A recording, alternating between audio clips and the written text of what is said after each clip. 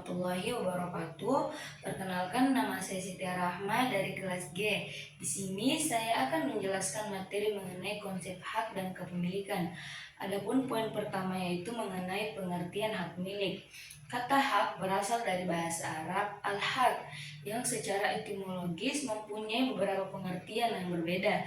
Di antaranya berarti milik, ketetapan dan kepastian, menetapkan dan menjelaskan bagian kewajiban dan kebenaran.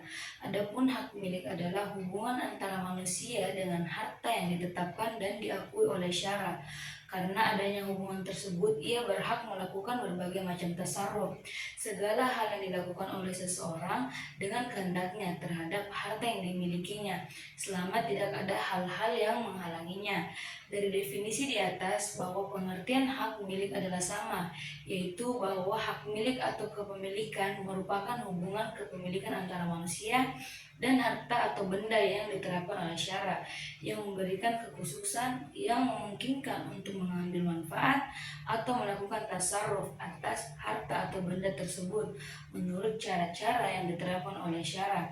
Adapun poin selanjutnya yaitu macam-macam kepemilikan. Macam-macam kepemilikan menurut pandangan Islam, kepemilikan dibedakan menjadi 3 kelompok, yaitu kepemilikan individu, umum, dan negara. Kepemilikan individu tersebut adalah merujuk pada hak individu untuk memiliki dan mengendalikan properti atau aset. Dalam sistem ini, individu memiliki kebebasan untuk menggunakan, mengelola, menjual, atau mengalihkan asetnya sesuai keinginan selama tidak melanggar hukum. Semisal, Niswa memiliki motor, maka Niswa bisa memakai, mengelola, menjual motor tersebut, serta diambil keuntungan dari harganya. Adapun kepemilikan umum adalah izin syari, ketentuan al-syari kepada suatu komunitas untuk bersama-sama memanfaatkan benda atau barang.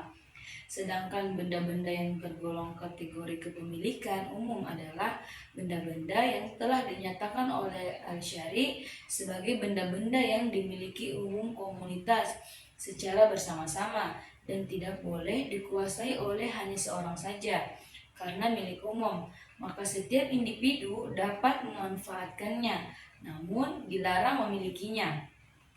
Setidak-tidaknya benda-benda yang dapat dikelompokkan ke dalam kepemilikan umum ini ada 3 jenis, yaitu yang pertama, fasilitas dan sarana umum, sumber alam yang tabiat membutuhkannya menghalangi dimiliki oleh individu secara perorangan, dan yang ketiga itu barang tambang yang depositonya tidak terbatas. Adapun kepemilikan negara, yaitu adalah harta yang ditetapkan Allah menjadi hak seluruh rakyat dan pengelolaannya menjadi wewenang negara, di mana negara berhak memberikan atau mengkhususkannya kepada sebagian kaum rakyat sesuai dengan ijtihad kebijakannya. Makna pengelolaan pemerintah adalah kekuasaan yang dimiliki pemerintah untuk pengelolaannya. Adapun poin selanjutnya yaitu sebab-sebab kepemilikan. Adapun maksud dengan sebab-sebab kepemilikan harta adalah sebab yang menjadikan seseorang memiliki harta tersebut yang sebelumnya tidak menjadi hak miliknya. Sebab pemilik harta itu telah dibatasi dengan batasan yang telah dijelaskan oleh syara.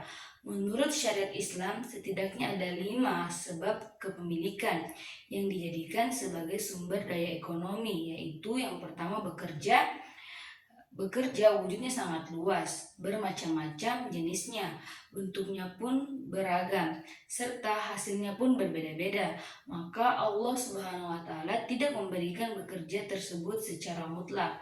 Adapun bentuk-bentuk kerja yang disyariatkan sebagai berikut. Yang pertama, menghidupkan tanah mati, menggali kandungan bumi. Yang ketiga, berburu, mudharabah bagi hasil. Yang keenam itu ijarah, kontrak kerja. Adapun yang kedua itu pewaris.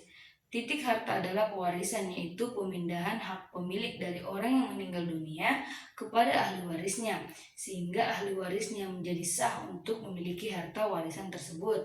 Yang ketiga itu pemberian harta negara kepada rakyat, termasuk juga jalan dalam kategori sebab kepemilikan adalah pemberian negara kepada rakyat yang diambilkan dari harta bumi Baitul Mal, lembaga yang mengelola keuangan harta umat dalam rangka memenuhi kebutuhan hidup atau memanfaatkan kepemilikan mengenai pemenuhan hajat hidup adalah semisal memberi makna harta untuk mengarah tanah, pertanian atau melunasi hutang-hutang. Yang keempat, harta yang diperoleh tanpa kompensasi harta atau tenaga. Yang kelima, yang termasuk dalam kategori sebab kepemilikan adalah perolehan individu. Mungkin penjelasan mengenai konsep hak dan kepemilikan sampai sini saja. Lebih dan kurangnya mohon dimaafkan. Wassalamualaikum warahmatullahi wabarakatuh.